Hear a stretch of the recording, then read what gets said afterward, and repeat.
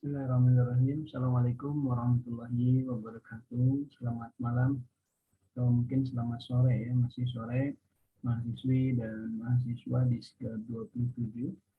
Apa kabar? Alhamdulillah ya. Hari ini kita bisa berkumpul juga dan dipertemukan dalam proses belajar mengajar pada mata kuliah ekonomi syariah. Pembahasan kita hari ini, insya Allah kita akan mempelajari tentang lembaga perekonomian umat ya.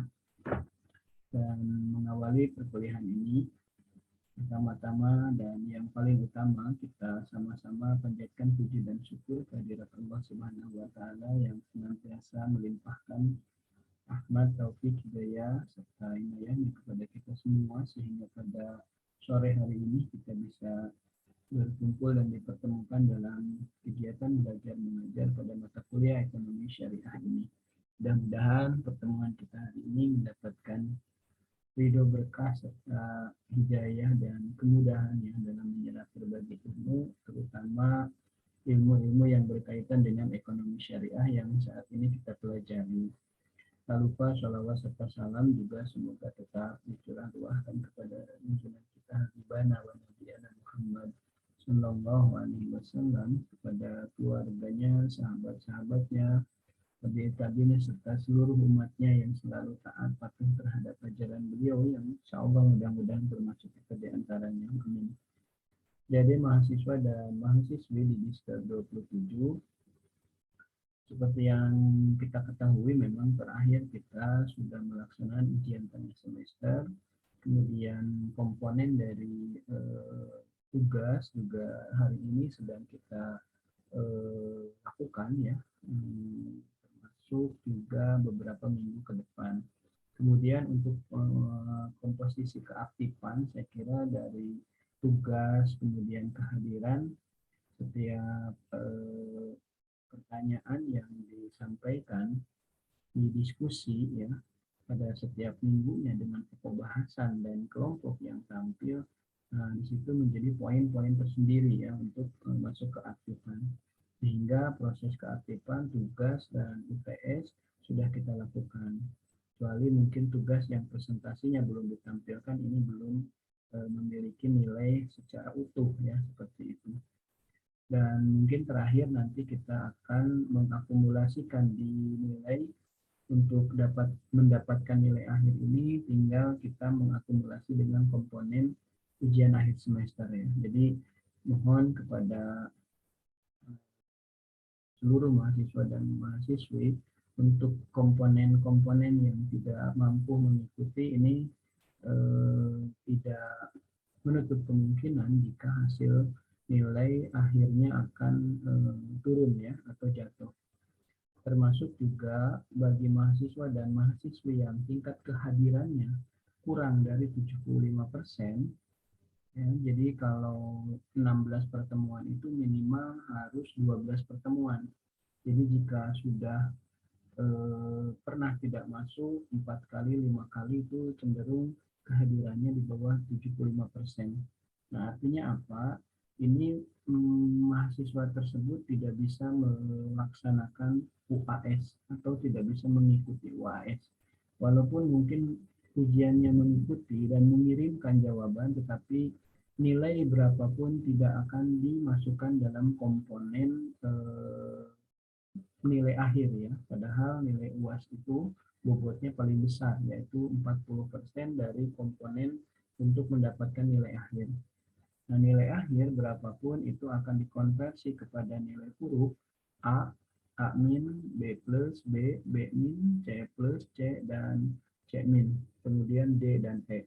Nah, D dan E ini nilainya jelek ya, bahkan E ini tidak lulus.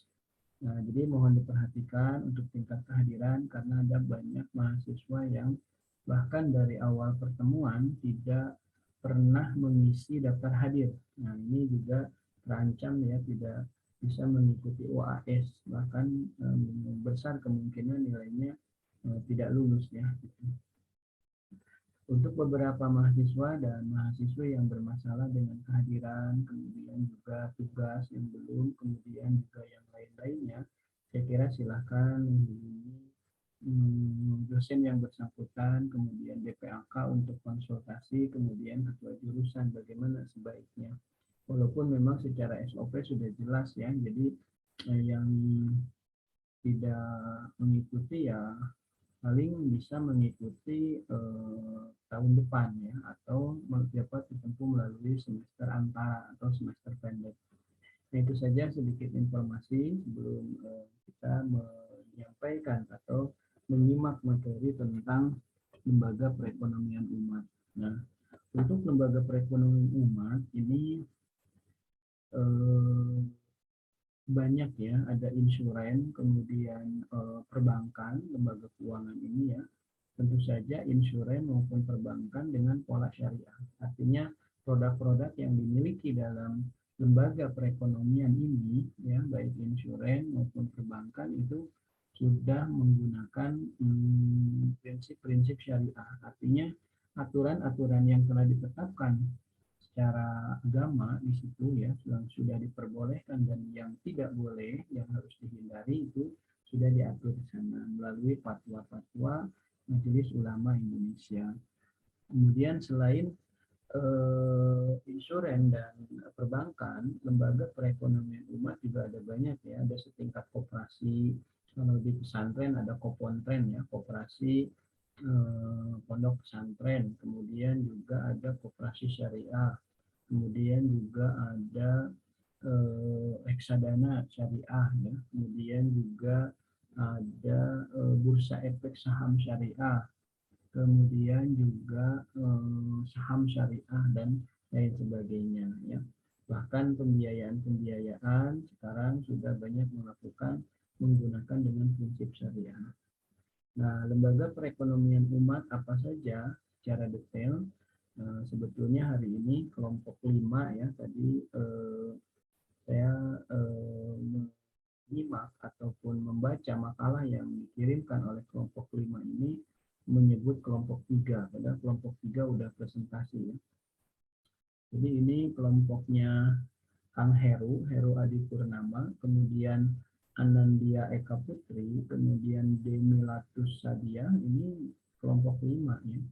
Dan membawa pokok bahasannya itu lembaga perekonomian umat, yang di dalamnya tentu saja menerangkan apa yang tadi saya sampaikan ya, tentang insuran syariah. Saya kira banyak sekali sekarang yang sudah berpola syariah, ada prudensial syariah, kemudian Jiwasraya juga, kemudian Bumi Putra, kemudian juga Takaful ya, dan banyak lagi ya yang Allianz juga ya, ada Allianz Syariah. Nah, itu kantornya kalau di Sumedang di Jalan Utamaya ya, di dekat perempatan klinik BNI. Nah, itu ya. Nah, untuk lebih jelas dan komprehensifnya bahwa seperti apa lembaga perekonomian umat, saya kira hari ini rekan Demilatus Sadia, kemudian Heru Adi Purnama, dan Anandia Eka Putri ya, sudah siap menyampaikan hasil diskusi, hasil pencarian materi, dan akan kita presentasikan di hadapan kita semua di Diska 27 ya, lebih tepatnya semester 2 ini ya, Kang Hendar dan Kang Aceh serta teman-teman. Nah, kemarin saat saya menerima materi ini, yang kami terima adalah hanya PPT dan makalah ya, sementara videonya tertinggal, tidak ada. Sehingga saat presentasi seperti ini ya memang harus menanyakan dulu ya gitu. Kemudian saat dikirim oleh Anandia Eka Putri ya, yang mengirim drive-nya itu ternyata juga tidak bisa diunduh ya, karena beda program, mungkin komputer saya tidak sinkron ya. Nah, di sini menggunakan zip ekstraktor gitu ya, sehingga sementara mungkin komputer saya masih Office yang lama, jadi tidak bisa sinkron, tidak bisa matching ya, dan besar kemungkinan untuk menyimak hasil presentasi dari kelompok 5 ini yang terdiri dari rekan Heru Adi Purnama, kemudian Anindya Eka Putri dan Demilatus Sadia, ini langsung dari apa ini ya? Jadi langsung dari drive-nya ya, langsung dari drive-nya. Nah, ini pun drive-nya putar terus nih. Nah, oh ya sekarang oh ini ya. Oh bentar. Bentar. Ada kesalahan teknis ya. Sebentar, saya perbaiki dulu. Nah, oke.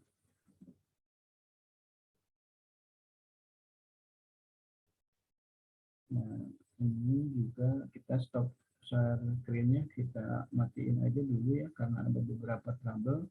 Coba kita ulangi kembali. Oh ya, rekan Heru sudah siap di sini. Kemudian juga rekan-rekan yang lain ya.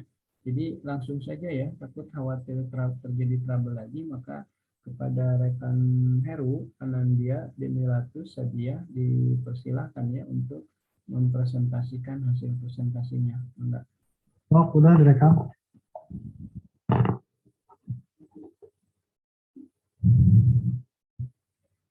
Assalamualaikum warahmatullahi wabarakatuh. Perkenalkan, kami dari kelompok 3 yang terdiri dari 3 anggota, yaitu ada Teh Demilatus Saida dan saya sendiri, Anindya Eka Putri, dan ada Heru Adi Purnama. Oh, udah direkam.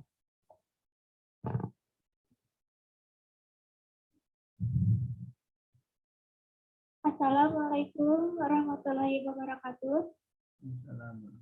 Perkenalkan, kami dari kelompok 3 yang terdiri dari 3 anggota, yaitu ada Teh Demilatus Saida dan saya sendiri, Anindya Eka Putri, dan ada Heru Adi Purnama. Di sini kami akan membahas 3 materi, yaitu 1 tentang pengertian lembaga perekonomian umat, yang kedua perekonomian lembaga syariah, yang ketiga strategi khusus lembaga perekonomian syariah dalam meningkatkan daya saing di era liberalisme saja. Pada materi yang pertama yaitu pengertian lembaga perekonomian umat.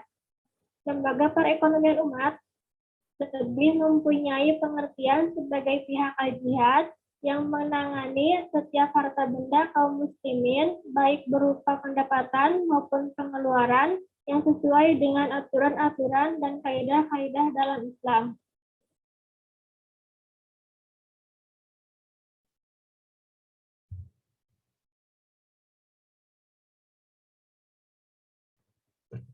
Dua, untuk lembaga perekonomian syariah terbagi menjadi 7 macam bagian, yaitu yang pertama, Bank Perkreditan Rakyat. Undang-undang BPR Syariah dipertegas dalam kegiatan operasional sebagai berikut. 1. Menghimpun dana dari masyarakat dalam bentuk simpanan. 2. Melakukan penyaluran dana. 3. Melakukan kegiatan lain yang lazim dilakukan BPR Syariah sepanjang disetujui oleh Dewan Syariah Nasional. Bank Syariah, penyaluran dana terdiri dari prinsip jual beli atau bai, kedua prinsip sewa ijarah, ketiga prinsip bagi hasil atau syirkah. Terus yang B-nya penghimpun dana terdiri dari prinsip wadiah, prinsip mudarabah, dan yang C-nya perbankan, sab jual beli valuta asing, yang keduanya ijarah atau sewa.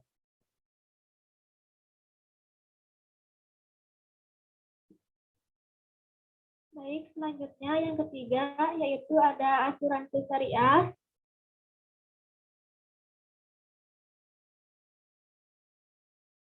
Para ulama berbeda pendapat dalam menentukan keabsahan praktek hukum asuransi, yaitu asuransi syariah yang diharamkan. Yang pertama adanya gohar, adanya mahsyir, riba, riba dan asuransi objek bisnis.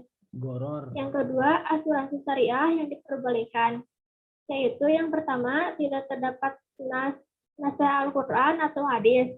Yang kedua, terdapat kesepakatan dan kerelaan antara kedua belah pihak. Yang ketiga, asuransi menguntungkan bagi kedua belah pihak. Yang selanjutnya, asuransi mengandung unsur kepentingan umum. Asuransi termasuk akad mudharabah. Dan yang terakhir, asuransi termasuk syirkah at-tawaniyah.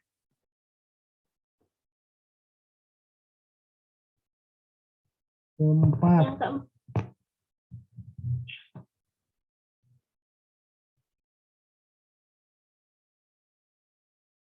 Yang keempat, pegadaian syariah. Pegadaian syariah adalah hukum Islam, terdapat dua akad transaksi, yaitu satu akad rahan, yaitu menjadikan suatu barang yang berharga sebagai jaminan hutang dengan dasar bisa diambil kembali oleh orang yang berhutang setelah dia mampu menebusnya. Dua, akad ijarah, yaitu pemindahan hak guna atas barang atau jasa melalui pembayaran upah sewa. Melalui akad ini dimungkinkan bagi pegadai untuk menarik sewa atas penyimpanan barang yang berharga milik nasabah yang telah melakukan akad. Kelima, BMT atau Baitul Mal wa Tamwil, lembaga keuangan mikro yang dioperasikan dengan prinsip bagi hasil, menumbuh kembangkan bisnis usaha mikro dalam rangka mengangkat derajat dan martabat serta membela kepentingan kaum fakir miskin. Ditumbuhkan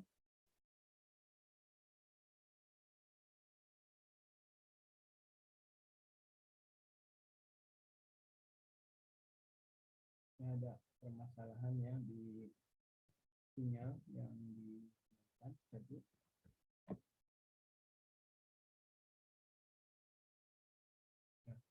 Jadi mohon maaf ada gangguan sinyal ya.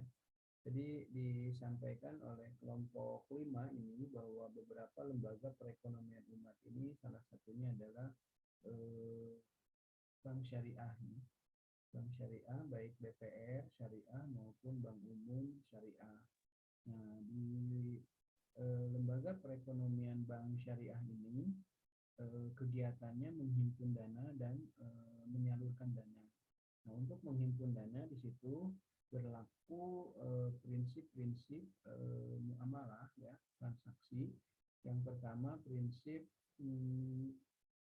wadiah tadi ya disampaikan oleh Kang Heru tadi. Wadiah juga sebetulnya terbagi dari dua bagian ya, ada wadiah yad amanah, ada wadiah yad adomanah gitu. Kalau wadiah yad amanah titipan murni ya, biasanya berbentuk simpanan ya, karena tadi juga adanya di penghimpunan dana dari nasabah kepada bank, di mana uang ataupun barang yang dititipkan itu tidak boleh digunakan, tidak boleh dimanfaatkan, disimpan aja di berangkas. Itu berbeda dengan wadiah yad adomana. Kalau wadiah yad adomana boleh dimanfaatkan baik untuk pembiayaan kredit maupun yang lainnya. Untuk di kegiatan adat keseharian kita masyarakat ya, sebenarnya wadiah ini ya, transaksi wadiah sudah banyak berkembang ya, terutama di dalam bentuk penitipan barang. Nah, jika Anda melakukan sholat gitu ya di masjid besar, nah kemudian Anda suka menitipkan sandal ataupun tas ya kalau perempuan, kemudian menitipkan jaket gitu ya, atau helm karena helmnya mahal, itu berlaku wadiah, titipan. Tapi barang yang dititipkan kan tidak digunakan oleh yang ketitipan ya, tidak dimanfaatkan, helmnya dipinjam dulu, digunain, tidak kan, tapi disimpan aja dulu di locker. Gitu. Nah, model titipan seperti ini, di mana barang titipan atau objek titipan tidak boleh digunakan oleh yang ketitipan atau muwadi, nah itu disebut dengan wadiah yad amanah, jadi keamanahan. Gitu. Tetapi jika boleh digunakan itu termasuk kategori wadiah dan adomanah. Nah, misalkan ada tetangga mau mudik, kulkasnya punya banyak, dititipin elektroniknya, kendaraannya. Nah, si penitipnya, si tangan-tangan tadi itu mempersilahkan untuk menggunakan karena mungkin ada kekhawatiran barang elektronik kalau nggak dijalankan, nggak dihidupkan secara on listriknya itu akan rusak, termasuk juga kendaraan. Jadi itu boleh dipergunakan termasuk dalam kategori wadiah yad adomanah. Kemudian tadi juga dari funding ada mudarobah ya, simpanan mudarobah. Nah, kalau mudarobah itu salah satu contoh syirkah kerjasama usaha ya. Jadi si nasabah itu bertindak sebagai investor yang investasi di kegiatannya bank gitu. Nah, bank nanti juga investasi lagi, pembiayaan bisa dengan murabahah ataupun sewa ataupun yang lainnya. Nah, pada saat punya keuntungan maka akan berbagi hasil juga dengan para investor nasabah yang ada di simpanan atau dari proses penghimpunan dana. Kemudian bank syariah juga menyalurkan dana dalam pembiayaan-pembiayaan yang sudah sesuai syariah. Salah satunya pembiayaan mudarobah, pembiayaan musyarakah, murabahah tadi disampaikan oleh rekan Anandia ya. Bai tadi ada bai taman ajir, bai musawamah, bai istisna dan beberapa penjual beli lainnya. Kemudian menyalurkan juga dalam bentuk sewa tadi ya. Kemudian juga selain perbankan tadi ada pegadaian syariah. Sebenarnya di bank juga diperbolehkan ada gadai syariah atau rahan tadi ya. Jadi rahan dengan menahan suatu jaminan tadi Kang Heru menyampaikan. Kemudian lembaga perekonomian umat lainnya juga ada BMT tadi, Baitul Mal wa Tamthil. Saya kira BMT tidak jauh beda operasionalnya dengan bank syariah tadi sudah saya jelaskan. Cuma kalau BMT funding ataupun penyaluran dananya tidak terhadap masyarakat tapi terhadap anggota.